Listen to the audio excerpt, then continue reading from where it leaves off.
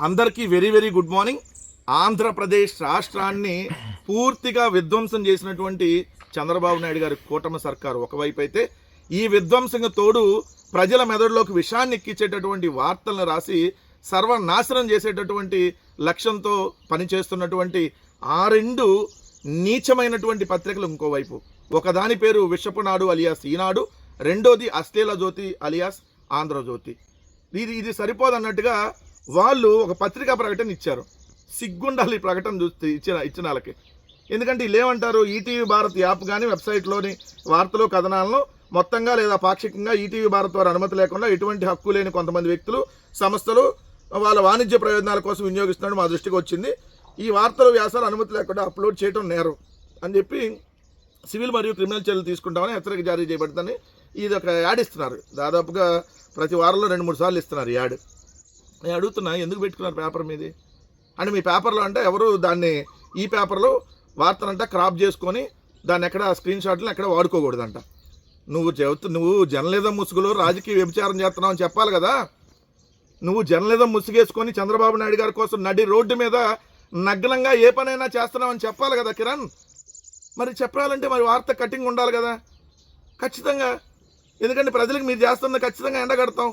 ఈరోజు episode number 380. ఖచ్చితంగా మీరు ప్రతిరోజు నువ్వొకడు ఆ బూత్ కిట్టు ఒకడు ఇద్దరు రాసేటటువంటి విషపు రాతల్ని ఖచ్చితంగా జనాలకు ప్రొజెక్షన్ చూపించాలి కదా. ఖచ్చితంగా చూపిస్తాం. ఎస్, దాంట్లో నో డౌట్.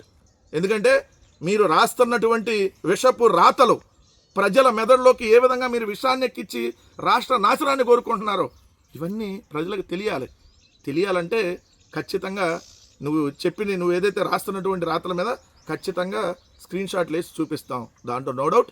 ఈరోజు మన ఎపిసోడ్లో ఎటువంటి వార్తలను వాళ్ళు రాశారో ఒకసారి చూద్దాం. దేశ చరిత్రలో బ్లాక్ డే, పార్లమెంటులో మహిళలకు అన్యాయం, ముఖ్యమంత్రి చంద్రబాబు నాయుడు. మహిళా బిల్లు వీగిపోవడంపై ఆవేదన. కానీ ఎంత దొంగ నాటకాలు చూడండి. చంద్రబాబు నాయుడు వేసే దొంగ నాటకాలు మామూలు దొంగ నాటకాలు కాదు. ఇప్పుడు బ్లాక్ డే అన్నాడు కదా, మరి పార్లమెంట్ సాక్షిగా మరి రాహుల్ గాంధీ గారు 16 మంది ఎంపీల గురించి మాట్లాడారు. ఒకట పార్టీకి సంబంధించిన 16 అనేటటువంటి ఫిగర్ గురించి మాట్లాడారు. అంటే మీ పార్టీ అసలు నిజంగా పార్లమెంట్లో ఏదైతే మద్దతుగా ఓటేసిందా, వ్యతిరేకంగా ఓటేసిందా?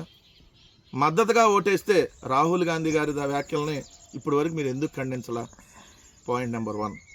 పాయింట్ నెంబర్ 2, ఏదైతే మహిళా రిజర్వేషన్ బిల్లును వ్యతిరేకిస్తున్నామని చెప్పి బహిరంగంగానే రేవంత్ రెడ్డి చెప్తే మీ తెలుగుదేశం పార్టీ మహిళల్ని ఢిల్లీ పంపించి మరి ఏదైతే రేవంత్ రెడ్డి గారికి శుభాకాంక్షలు తెలియజేశావే ఏది పార్లమెంట్లో బిల్లు పెట్టకంటే ముందే, మరి ఇది కదా దొంగ నాటకాలు చంద్రబాబు నాయుడు గారు. 2, పయ్యావుల కేసు వెళ్ళి అదే రేవంత్ రెడ్డి గారిని కలుస్తాడు మరి అదే ఢిల్లీలో, ఏది సమావేశాల కంటే ముందు.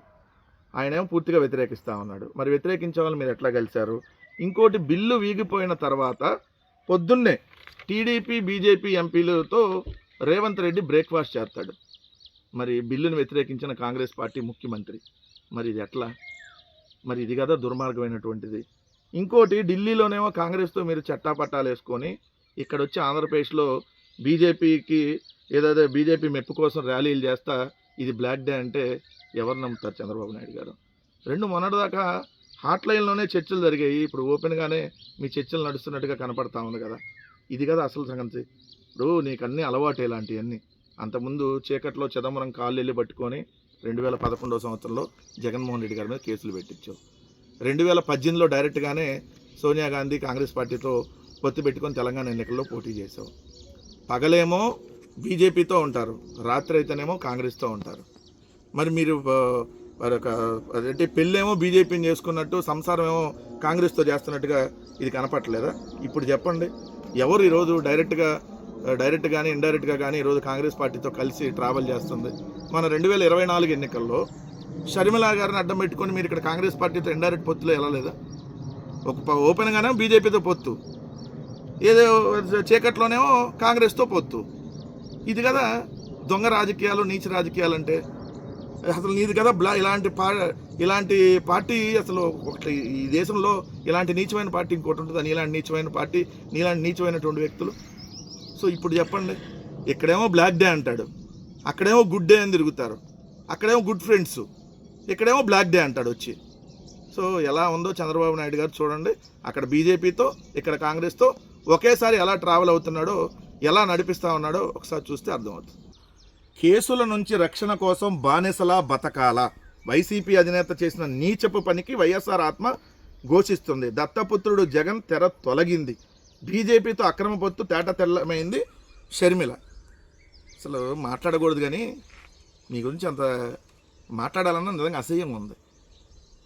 మళ్ళీ వచ్చిందండి అక్కయ్య, ఏమో దించారు మళ్ళీ, ఏం స్టేట్మెంటు, కేసుల నుంచి రక్షణ కోసం బానిసలా బతకాలా అంట. ఎవరు కేసుల గురించి, ఎవరికి రక్షణ? ఇప్పుడు నరేంద్ర మోడీ ఏమన్నా జగన్ గారి మీద కేసులు లేకుండా ఏమైనా ఎత్తేసాడా అంటున్నా. జగన్ గారి కేసులు కోర్టులో ఉన్నాయి. మరి ఆస్తి కోసం వాటా అడిగావు కదా, ఏది అన్న సంపాదించిన ఆస్తిలో నాకు కూడా వాటా కావాలని, మరి కేసులో కూడా వాటా అడగాల్సింది కదమ్మా. ఏమ్మా షర్మిలమ్మ, కేసుల్లో వాటా ఎందుకు అడగలా? వైసీపీ ఏదైనా చేసిన నీచ పనికి వైఎస్ఆర్ ఆత్మ ఘోషిస్తుంది. ఏం చేశారు నీచ పని? మీరు చేస్తున్నారు నీచ పని. చంద్రబాబు నాయుడుతో అంటగట్టడం మీరు చేస్తున్నటువంటి నీచపు పని. ఏదైతే ఇదే కాంగ్రెస్ పార్టీ రాజశేఖర రెడ్డి గారి పేరుని ఎఫ్ఐఆర్లో చేరిస్తే అదే కాంగ్రెస్ పార్టీకి వెళ్ళి మీరు అధ్యక్షురాలుగా ఈరోజు పనిచేస్తున్నారంటే ఇంతకంటే నీచం, దుర్మార్గం ఇంకోటన్నా ఉంటుందే అన్నా షర్మిల గారు? రెండు, ఏదైతే వైఎస్ఆర్ కుటుంబం సర్వనాశనం అయిపోవాలని చెప్పి నిరంతరం కుట్రలు పడినటువంటి చంద్రబాబు నాయుడు గారు పంచన చేరిన మీరా ఈరోజు నీచపు పనుల గురించి మాట్లాడుతుంది? అంతకంటే నీచపు పని ఇంకోటి ఏమైనా ఉందా? చంద్రబాబు నాయుడు గారి పంచన చేరి ఈరోజు మీరు పన్నుతున్నటువంటి కుట్రలు. ఇదే ఆంధ్రజ్యోతి రాధాకృష్ణ, రాజశేఖర రెడ్డి గారి కుటుంబం నాశనం అవ్వాలని కోరుకునేటటువంటి ఆంధ్రజ్యోతి రాధాకృష్ణ దగ్గరికి వెళ్ళి ఏదైతే ఆయన దగ్గర మోకరిల్లి ఆయన కాలు మీద కాలు వేసుకొని నిన్ను ఏకవచనంతో పిలుస్తుంటే మా అందరి తలకాయ తీసేసినట్టు అయింది. కానీ మీకు మాత్రం ఏం కనీసం చెమ్మగుట్టినట్టు లేదు. నిజంగా రాజశేఖర రెడ్డి గారి బిడ్డ మీరని చెప్పుకోవడానికి మాకు అసహ్యం కలుగుతూ ఉంది. రోజు రోజుకి మీరు ప్రవర్తిస్తున్నటువంటి తీరు. మీ అన్న జగన్మోహన్ రెడ్డి గారి బెయిల్ రద్దవి జైలుకి వెళ్ళాలని చెప్పి కోరుకుంటున్నటువంటి ఓ గొప్ప చెల్లెలా మీరా ఈరోజు నీచ పనుల గురించి మాట్లాడేది, నీచ మాటల గురించి మాట్లాడేది? మీరు కాంగ్రెస్ పార్టీలో జాయిన్ అవ్వడం కంటే ఇంకా నీచం, దుర్మార్గం ఇంకోటి ఏముంటుంది? మీ నీచ రాజకీయాల కోసం మానవత్వం మర్చిపోయి, మనిషి అనేది మనం పూర్తిగా మర్చిపోయి, కుటుంబ బంధాలన్నీ వదిలేసి దిగజారిపోయి మీరు రోజు మాట్లాడుతున్నటువంటి మాటలు ఇంతకంటే నీచం ఇంకోటి ఏమైనా ఉంటుందా షర్మిల గారు? ఇప్పటికీ రాజశేఖర రెడ్డి గారి బిడ్డ కాబట్టి మేము గట్టిగా మాట్లాడలేకపోతా ఉన్నాం. మీరు జగన్మోహన్ రెడ్డి గారి చెల్లెలు కాబట్టి మేము గట్టిగా మాట్లాడలేకపోతున్నాం. ఇదే మీరు అన్నటువంటి మాటలు ఇంకొకళ్ళు ఎవరైనా అనుంటే మా దగ్గర నుంచి వచ్చేటటువంటి రియాక్షన్ తట్టుకునేవాళ్ళు కాదు. కానీ రోజు రోజుకి మీరు ఇంకా దిగజారిపోయి మాట్లాడి రాజశేఖర రెడ్డి గారి పరువుని, రాజశేఖర రెడ్డి గారి కుటుంబ పరువుని బజార్లో పెడతా ఉన్నారు. మీరు ఎక్కడైనా అవన్నీ మానుకోండి. ఎవరితో అంటగాగుతున్నాడు? పొద్దున పూట చంద్రబాబు నాయుడు బీజేపీతో ఉంటే ఏదైతే సాయంత్రం పూట కాంగ్రెస్ పార్టీతో ఉంటున్నాడు. ముందు మీరు రేవంత్ రెడ్డికి చెప్పండి, అక్కడ వెళ్ళి ఎవరంట కాగుతున్నారు? బీజేపీ ఎంపీలతో ఎందుకు వెళ్ళాడు బ్రేక్ఫాస్ట్ చేయడానికి? ఇవన్నీ మీరు మాట్లాడాలి కానీ చెప్పట్లా. ప్రతిరోజు ఏమైనా తీసుకొని వచ్చి ఏదో ఒక విధంగా విమర్శ చేయించడం. ఎక్కడైనా ఇలాంటి మానుకుంటే మంచి షర్మిల గారు, లేదంటే మేము కూడా ఇంతకంటే ఘాటుగా ఇంకా రియాక్ట్ అవ్వాల్సి వద్దాం పరిస్థితి ఏర్పడిద్ది అన్నది గుర్తుపెట్టుకోమని చెప్తాం. గొడ్డలి పార్టీ ఆగడాలు సాగనివ్వం, నరకటాలు కోల్చటాలు చేస్తే వదిలిపెట్టాం చంద్రబాబు నాయుడు స్టేట్మెంట్. ఇక్కడ ఉన్నది CBN 95 అంటే 95 సంవత్సరంలో ఉన్న CBN. ఒక 95 ఏళ్ళు వచ్చినావు నీకు అప్పుడే అనుకున్నాను. ఓకే, ఇప్పుడు ఎంత దూకుడుగా ఉన్నానో ఇప్పుడు అంతే. రాజకీయాల్లో సేవ చేసే పార్టీలే రావాలి. అమరావతి రైతులు రెండోసారి ఇంకో 17,000 ఎకరాలు ఇచ్చేసారా? ఓహో, ఇదేంటి గొడ్డల పార్టీయా? ఎవరిది చంద్రబాబు నాయుడు గారు గొడ్డల పార్టీ? ఎవరిది? కత్తులు తీసుకొని, బాంబులు తీసుకొని, గొడ్డలు తీసుకొని నరికి జనాల్ని చంపినటువంటి, నా వ్యక్తుల్ని చంపినటువంటి రాజకీయ పార్టీ ఎవరిది? ఈ ఆంధ్రప్రదేశ్ రాష్ట్రంలో నీ తెలుగుదేశం పార్టీ. అసలు రామారావు గారు ఎలా చనిపోయారు చంద్రబాబు నాయుడు గారు? చెప్పులు వేయించినటువంటి దుర్మార్గుడు ఎవరు? నువ్వే కదా. మల్లెల బాబ్జీ ఎలా చనిపోయారు? వంగవీటి రంగా ఎలా చనిపోయారు? అదేవిధంగా పింగళి దశరథరామ్ ఎలా చనిపోయారు? రాజారెడ్డి గారు ఎలా చనిపోయారు? వీళ్ళందరినీ చంపించింది నువ్వు కాదా? కత్తులు తీసుకొని, బాంబులు తీసుకొని, గొడ్డలు తీసుకొని నరికి చంపినటువంటి రాజకీయ పార్టీ నీది కాదా? నువ్వు ఈరోజు నీతులు చెబుతున్నావా? అవతలాల మీద విమర్శలు చేస్తున్నావా? వైఎస్ రాజారెడ్డి గారిని చంపినటువంటి వ్యక్తులకి 4 రోజుల పాటు ఆశ్రయం ఎలా ఇచ్చావు నువ్వు? అంతెందుకు ఈ 21 నెలల కాలంలో 21 రాజకీయ హత్యలు, వినుకొండలో రషీద్ దగ్గర నుంచి, నంద్యాలలో సుబ్బారాయుడు దగ్గర నుంచి, ఏదైతే గురజాల నియోజకవర్గం పిన్నెల్లో జరిగినటువంటి కావచ్చు, ఇవన్నీ ఎవరు చంపించారు? నీ పార్టీ చంపించింది, నువ్వు చంపించావు. మరి ఇప్పుడు చెప్పు, గొడ్డలి పార్టీ తెలుగుదేశం పార్టీ, కత్తుల పార్టీ తెలుగుదేశం పార్టీ, బాంబుల పార్టీ తెలుగుదేశం పార్టీ, ఈ 3 కలిపితే టీడీపీ ప్లేస్లో గొడ్డల్లో గో, అదేవిధంగా బాంబుల్లో బాంబ్, అదేవిధంగా కత్తుల్లో తీసుకుంటే గొబాంకా పార్టీ అని నీ పేరు మార్చుకుంటే నీ పార్టీ పేరు చక్కగా ఉంటుంది. టీడీపీ పార్టీ కాదు మీది, గొబాంకా పార్టీ. గొడ్డళ్ళు, బాంబులు, కత్తులతో మనుషుల్ని నరికి నరికి నరికి చంపేటటువంటి రాజకీయ పార్టీ. ఇంకొకటి, వైఎస్ వివేకానందరెడ్డి గారిని నరికి నరికి చంపినటువంటి దస్తగిరికి లాయర్ సిద్ధార్థ్ లోద్రా. ఎవరి సిద్ధార్థ్ లోద్రా? చంద్రబాబు నాయుడు గారి పర్సనల్ లాయర్, ఆంధ్రప్రదేశ్ రాష్ట్ర ప్రభుత్వం తరపున ఉన్నటువంటి లాయర్. మరి ఇప్పుడు చెప్పండి, ఎవరిది ఏదైతే దుర్మార్గమైనటువంటి మనస్తత్వం, ఎవరిది గొడ్డళ్ళ పార్టీ? ఇప్పుడు ఇది కరెక్ట్గా చంద్రబాబు నాయుడు గారు సమాధానం చెప్పాలి. ఎందుకంటే అన్నిటికీ ఆయనే ఆద్యుడు కాబట్టి. 2 అమరావతి రైతులు 17,000 ఎకరాలు ఇచ్చేశారంట. నిన్న ఇచ్చేశారు, మన రాత్రికి మనకు తెలియదు. పేదవాడి కడుపు నిండా తిండి పెట్టలేని ప్రభుత్వం ఉన్నా ఒకటే, లేకపోయినా ఒకటే. మేము కూడా అదే అంటుంది. ఎందుకు? రైతుకు పండించిన పంట గిట్టుబాటు ధర లేనటువంటి ప్రభుత్వం ఉంటే అంత, పోతే అంత. ఆడబిడ్డలకు న్యాయం చేయలేని ప్రభుత్వం ఉంటే అంత, పోతే అంత. ఈరోజు పేదవాడి కడుపు నిండా తిండి పెట్టలేని ప్రభుత్వం ఉంటే అంత, పోతే అంట. మేము కూడా అదే చెబుతున్నాం నీ గురించే, నీ ప్రభుత్వం గురించే. రెండోది 20 లక్షల కోట్లు పెట్టుబడులు వచ్చినాయి అంట, 23 లక్షల ఉద్యోగాలు వచ్చేసినాయి అంట. అసలు పచ్చి అబద్ధాలు. అసలు ఏం నాకు అర్థం కాదు. ఒక్కరోజన్నా నిజం చెప్పావా? నిజం చెబితే నీ తలకాయ 1000 ముక్కలు అయింది అని చెప్పేది మునిశాపం ఉందంటారు. అందుకని చెప్పేవు నువ్వు. ఒక్కరోజు కూడా నువ్వు నిజం చెప్పేమో.